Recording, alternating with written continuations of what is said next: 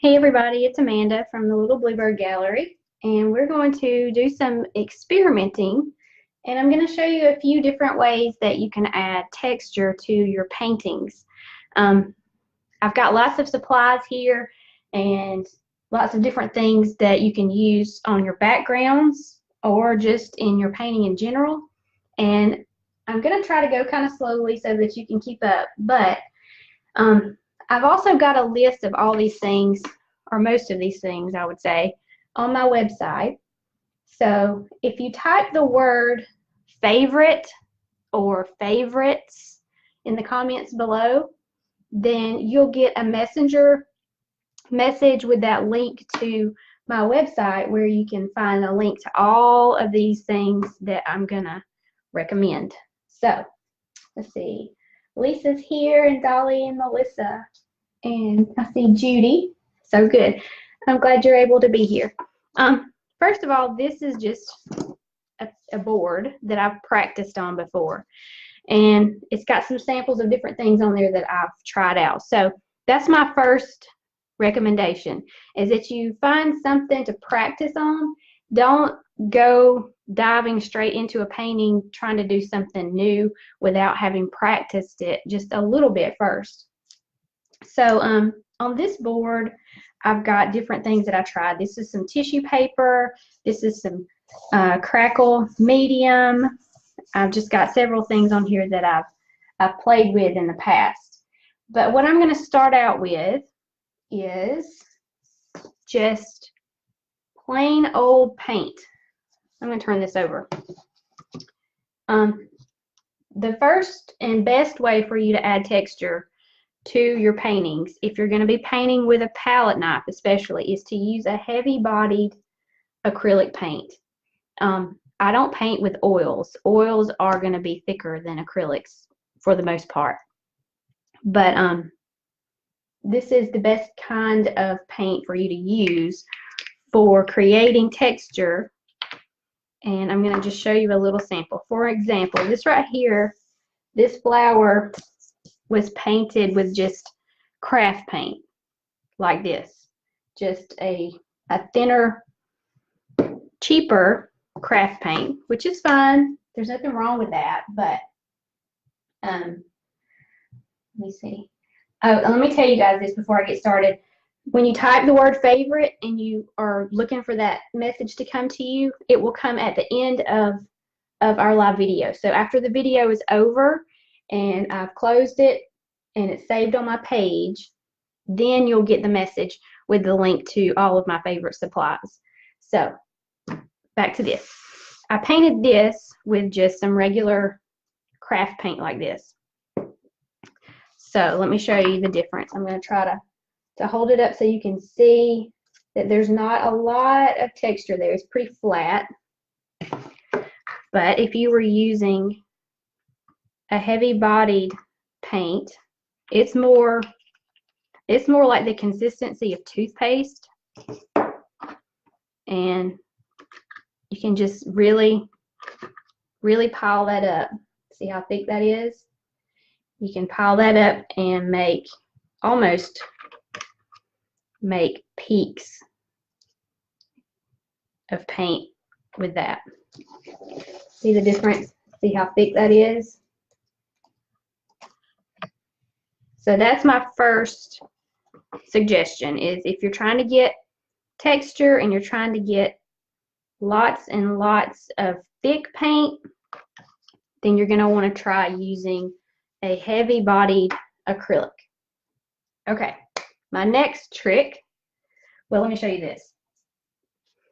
I did this today, and if you can see that texture, the white here is just that heavy-bodied acrylic paint. I didn't mix anything with it. I didn't do anything to it. It's just pure paint. So that can give you an idea of how it looks when you're just using the heavy-bodied paint. Okay, next,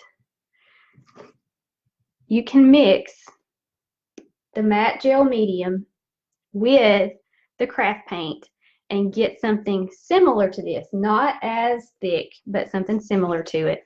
And all this is I haven't even opened this one yet. It's just a thick, let's see what it's called here. It's just a gel. It's basically paint with no pigment. So it's thick and it dries clear, and it's not going to change the color of your paint when you mix it with it.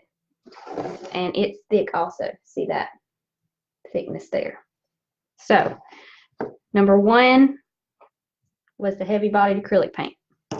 Or you can mix some gel medium with your craft paint and get the same kind. Not quite as much of a thickness, but close to the same thing. Okay, and next we have modeling paste. Now this is something that you could do. For example, I know it's really trendy right now for people to have a background that is, it almost looks like it has lines in it. So you could use something like this modeling paste and a palette knife and just smear it all over whatever it is that you're going to be painting on. And it makes that texture for you. This is just a board. And I'm not sure if you can see that. Yeah, you can. So that's just going to give you like a base of texture that you can work on top of and paint your acrylic painting on top of that after it dries. So this is going to need to completely dry first. And it can be used as a background to create that texture for you. But if you try to mix the modeling paste with your craft paint, it's going to change the color a little bit. It's going to lighten it up where the gel medium does not change the color at all. Okay, so that's the next thing. We had the heavy-bodied acrylic paint, mix some gel medium with your craft paint, and you can also make a background using modeling paste, let it dry, and then paint on top of that. Okay. I'm trying to look at comments here. Someone asked, could you add something to acrylic paints to thicken them? Yes, you can add the matte gel medium. You can also add, there's a heavy gloss medium that you could add that makes it a little more shiny. The matte gel medium just has a flat finish. Okay. Not letting me see my comments. Hang on just a second. Okay, so if you all are just joining, if you'll type the word favorite, then I'm going to send you, after the live video is over, I'm going to send you a link through Messenger to all of my favorite supplies. So we've gone over the heavy-bodied acrylic, mixing gel medium, and modeling paste. So the next thing that we can do is crackle medium. This is going to add some texture to your painting also. And the way this works, let me move some stuff around here. The way this works is you put down a color of paint, then you put a layer of this on top of it, you let that dry, and then you put down another layer of paint. And this is what happens when you do that. You get this really cool crackly look. So for this one, the background was black. So I painted the whole canvas black. And then I put I let that dry, put this all over the whole canvas on top of the black. And then I painted the white, and then I painted the wreath on top of that. And it gave me all this great texture. So that's another way that you can create some fun texture in your paintings.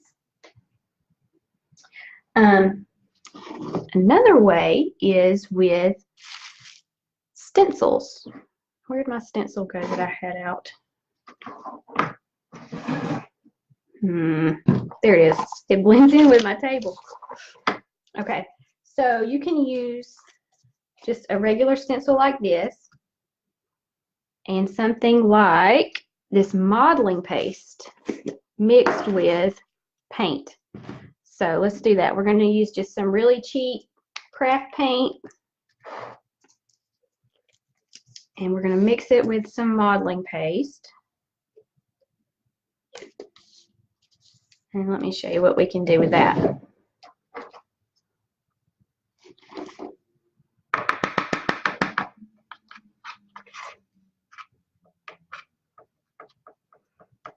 So this lightens it up a little bit. It changes the color just a little bit, but not too much.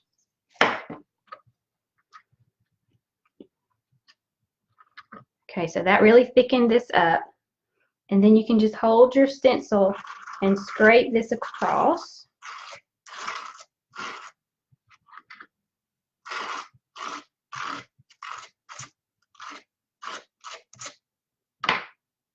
Then when you pull that up, it's going to leave a raised texture. See those squares, how they're raised? So that's another way that you can create texture. So let's say you had just a background. Let me look and see if I have a painting over here. I could have done it on this one, but I didn't. Like I had all this in the background here. These little black polka dots, I could have done this with. I just used paint to do those. But if I had mixed it with the modeling paste, then it would have been raised and there would have been extra texture there for that. Okay? So using stencils of all kinds can really add to your paintings. And you can get all kinds of different things. You can get letters of the alphabet, they make feathers, and I have one that's shaped like a doily that you can do this with, and it turns out really cute too. So that's another way that you can add some texture. Okay. If you have any bubble wrap, this is another thing you can do. Just take some bubble wrap with the bubbly side, the side that's poofy, not the flat side, and just put a little bit of this modeling paste on there and use this like a stamp. So you could just stamp that on and pull it up, and that's going to give you another kind of texture. And then that's fun to do too. There are all kinds of just things that you could get around the house and use to stamp with or pull through paint and make marks. As long as you're using something like the modeling paste or the thick paint, then you can pull things through that thickness and make designs and marks using that. So let's say, let me see here. I was trying to find something that was round. This idea just popped up in my head. If you have something like, well, let's just use this lid right here. Something round like the lid of this. And we've got a big, thick area of paint. Then you could just almost cookie cut it and make textures. Just like that. Let me see that. There's really no right or wrong way to create texture on your paintings. Okay, so another way that's really fun is adding, this is going to be interesting. It's on the other side. What I need to show you, I'm going to have to scrape. I didn't think that through. Okay, I'm just going to flip it over. This right here is tissue paper. And all I did was I took some tissue paper. It doesn't have to have a pattern. It can be any color. It doesn't matter what color it is. So you just take some, rip a piece off, and put down something like Mod Podge. or gel medium. So let me put some right here.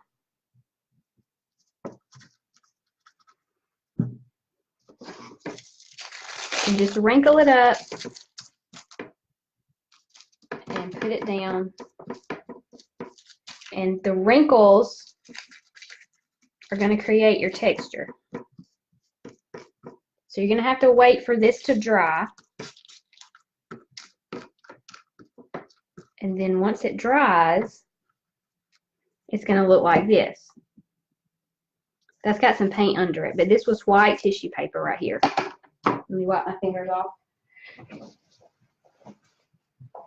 So this is, I think I used Mod Podge with this one, but this is just white tissue paper that's been put down with some Mod Podge or gel medium.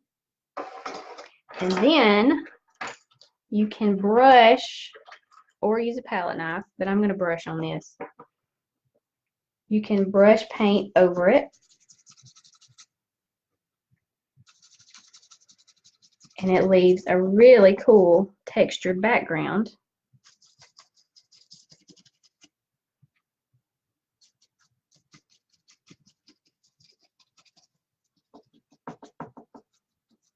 And then once that coat dries, you can take a lighter color, like I did over here. So after this purple is dry, then I could take some white and just lightly brush it over, and it's going to pick up all these little raised places. So let me try to dry this real quick with my heat tool.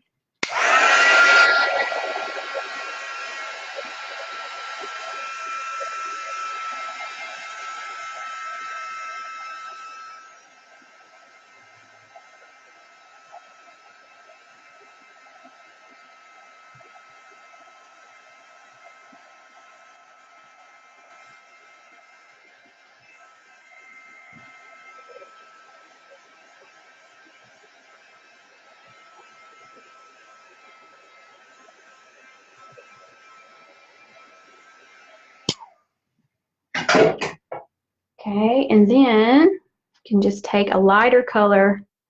I've already got some white right here, so let me grab some white. I'm just going to do it on my finger. And when you just lightly rub it on top, see how it shows all those really cool raised areas?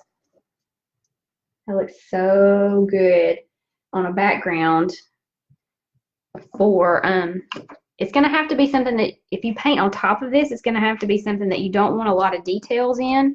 So keep that in mind if you're doing something that's this textured for your background. Whatever you're going to try to paint on top of that, you need to be sure that it's not going to be something that you want to put a lot of details in. So with this kind of background, I've done angel wings like this on top of this, and it turned out really well. Something like, well, anything that's just a basic shape would be better than trying to do something major. You could probably do something like this on top of this kind of background also. But let me see if I have any questions here that I haven't answered. Catherine asked if the crackle will flake off. No, I haven't had any problems with that at all.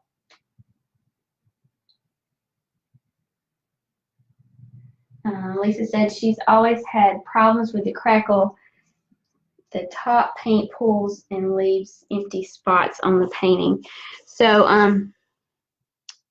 sometimes the cracks are bigger than others, but put a thinner layer of your crackle medium on there, and that should help with that. If you put it on too thick, it's gonna make it a little bit too much.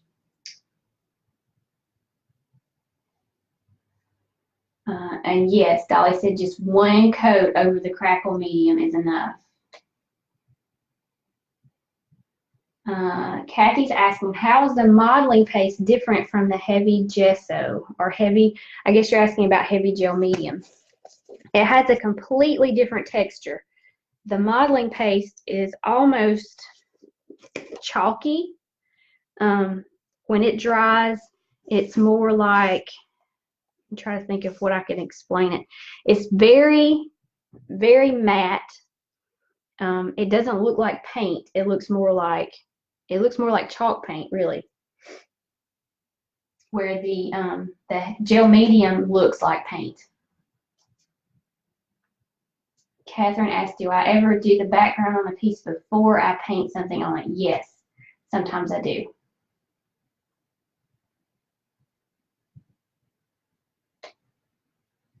And like I said, if you guys type the word favorite or favorites, then I'll send you a link to the page on my website where I have a lot of my favorite supplies listed there with links to them. Did you guys have any other questions? So let's go back and I'll tell you one more time. We did heavy bodied acrylic paint. That's my number one. Mix gel medium with craft paint. That's my number two. You can use modeling paste to create a textured background. Let this completely dry and then paint on top of it. And I also shared the crackle medium. That makes a really good background. And you don't have to cover the whole background with it either. You can just add it to one little area of your painting if you wanted to. And not do the whole thing with the crackle. Oh, I know another thing I was going to show you. They make these really cool palette knives with all these different ways that you can make texture with them.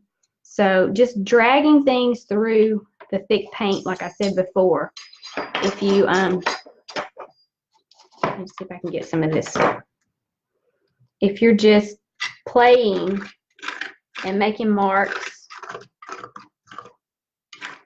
any kind of tool would work. I mean, you could even use a fork. If you have a fork, you could use a credit card, an old credit card, and scrape.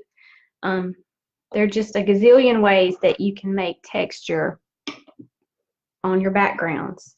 And you can do it before you paint on top of it, or you can do it around whatever it is that you're painting and just keep building up and adding things.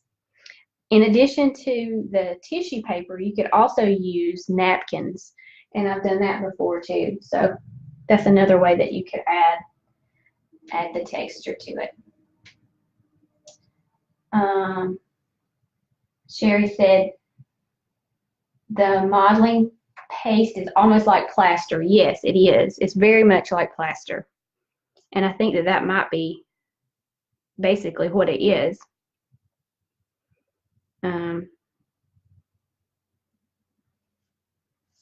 It takes it a while to dry, so keep that in mind if you try to use that.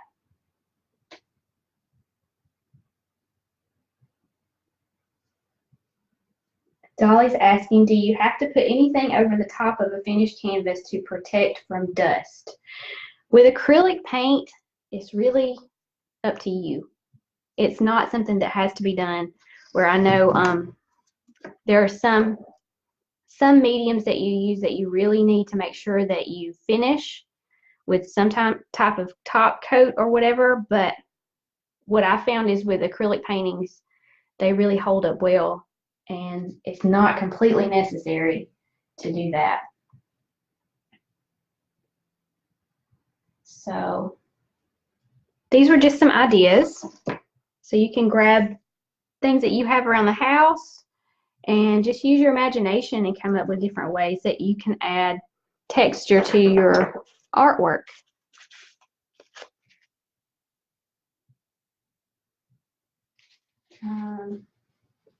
Debbie says, so you're using all those texture mediums on canvas, not wood? Yes, you could use it on either one. I just had a piece of wood out that I was practicing on. But yes, all of these things can be used on canvas as well as wood. And that's what I normally paint on, is canvas. If you're going to use a lot of things like heavy modeling paste and large amounts of of texture and weight on your canvas, you're gonna, number one, you need to make sure that you're using a high quality canvas and not something that's just a cheap back stapled canvas. Let me show you the difference in that. This one, for example, is just back stapled. So there's just fabric that's stretched across and stapled down. And that right there will pull up. And so this canvas is not quite as sturdy as this one here, which is a gallery wrapped canvas. And if you see, this is also stapled, but it is stapled and secured really well down in this edge here. So there's wood here and there's wood here on the outside edge here and here. So if you're going to be layering lots and lots of things, then you're going to want to use a really tight canvas that is more sturdy. But if you want to be even more sure that you're, if you're really going to be putting a lot of heavy modeling paste or lots and lots of layers of things like this tissue paper, then you're going to want to use a wood panel. And that is, let me see if I can find one. This right here. This one's done on a wood panel, which is just a thin piece of wood with this border around the back of it to support it a little more. But these are going to be really, really sturdy, and you can just layer lots and lots and lots of things on top of this piece of wood. So just be careful if you're putting a lot of stuff on there. Let's see if there are any other questions.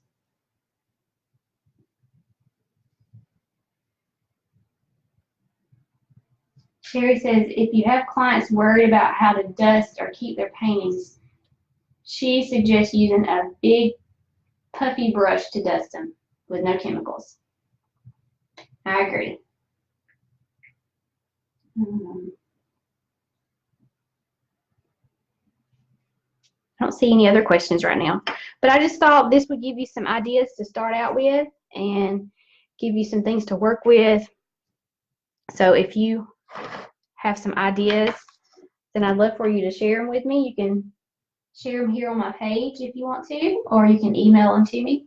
But like I said, if you want the link to my list of favorite things, just type the word favorite here in the comments. And even if you're watching the replay, you can type the word favorite or favorites. Either one will work. And I will send you that list to your messenger box. So I hope this was helpful to you guys, and I'll see you next time. Bye.